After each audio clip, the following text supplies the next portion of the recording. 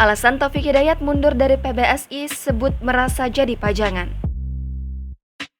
Legenda bulu tangkis Indonesia, Taufik Hidayat mengungkapkan salah satu alasan yang membuatnya mundur dari Persatuan Bulu Tangkis Seluruh Indonesia atau PBSI. Taufik Hidayat telah resmi mengundurkan diri sebagai staf ahli pembinaan dan prestasi PBSI periode 2020 hingga 2024. Peraih medali emas Olimpiade Athena itu mengaku dia kurang mendapat kesempatan mengeluarkan pendapat selama menjadi staf ahli Binpres di PBSI. Salah satu legenda hidup bulu tangkis Indonesia itu sejatinya berharap bisa membantu PBSI semaksimal mungkin sesuai dengan keahliannya. Saat proses promosi degradasi pemain dan pemilihan pelatih untuk Pelatnas 2022, Taufik mengaku kembali tidak dilibatkan. Hal itulah yang kemudian membuat sang legenda membulatkan keputusan untuk mengundurkan diri dari PBSI.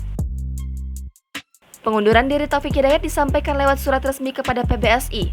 Selain itu, dia juga berkomunikasi dengan pengurus teras induk organisasi yang diketuai Agung Firman Sampurna itu. Meski mundur, Taufik tetap bertekad mengabdikan diri kepada perkembangan bulu tangkis Indonesia.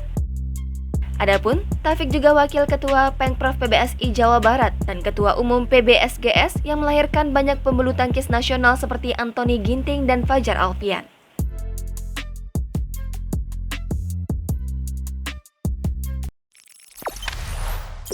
Jangan lupa subscribe, share, komen, dan like ya!